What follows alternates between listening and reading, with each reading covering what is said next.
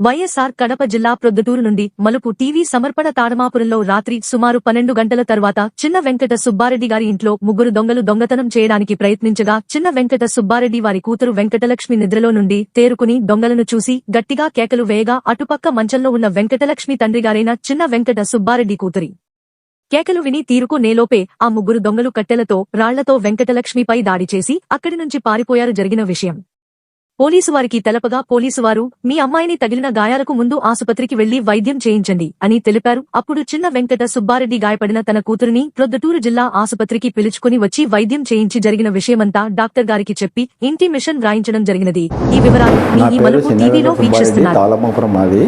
మా అన్నగారు అందరూ తిరుమలకు పుట్టింటికి వెళ్ళిపోతే నన్ను రమ్మని చెప్పినారు. నేను రాలేదు, ఎరుములు ఉన్నాయని నేను పోలేదు. మా ఇంట్లోకి వచ్చి వరండాలో నేను పోయినానని అనుకొని ముగ్గురు వచ్చి కర్ర తీసుకొని దోంతారు ఉండేది కొట్టారు. పాపకు 2 కుట్లు పడినాయి. ఆసుపత్రికి వచ్చినాము. ముగ్గురు వ్యక్తులు వచ్చేసినారు. వచ్చి కొట్టి వెళ్ళిపోయినారు. సంపాలని ప్లాన్ చేసినారు. వాళ్ళు ముగ్గురు వచ్చి సంపాలని ఎవరు లేరు కదా, చంపి బంగారు గోల్డ్ తీసుకుపోవాలని ప్లాన్ చేసి వచ్చినారు. వాళ్ళు నేను లేచి రే అని నా కొడుకలా నెలకలా లేచి నేను కట్టె తీసుకునే నెలకలా గోడ దూకి దొంగకొని వెళ్ళిపోయినారు. గోడ దూకి బండి గైన్లో పెట్టుకున్నారు. మా ఇంటి దగ్గర ముగ్గురు బైకులో ముగ్గురు వెంకటేశ్వర టెంపుల్ దావన వెళ్ళిపోయినారు.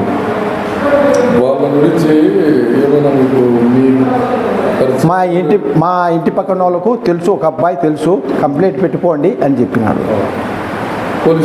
పోలీసు వాళ్ళకు చెప్తే హాస్పిటల్కి పోయి చూపించుకొని రాపోండి, మేము కానిస్టేబుల్ పంపిస్తాము అని స్టేషన్ బట్టి.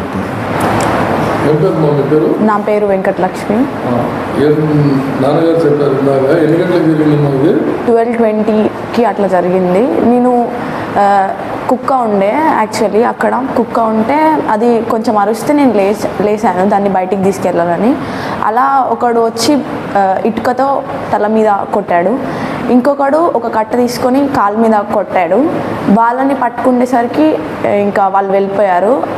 అక్కడ లైట్స్ అన్ని ఆఫ్ చేసి ఉండే, అందువల్ల వాళ్ళని గుర్తించలేకపోయాను. ఇలా పోలీస్ స్టేషన్లో కంప్లైంట్ ఇచ్చాము. వాళ్ళు హాస్పిటల్కి వచ్చి ముందు ట్రీట్మెంట్ చేసుకుని రమ్మని చెప్పిట్టారు. నేను రేపు ఉంటాను కదా.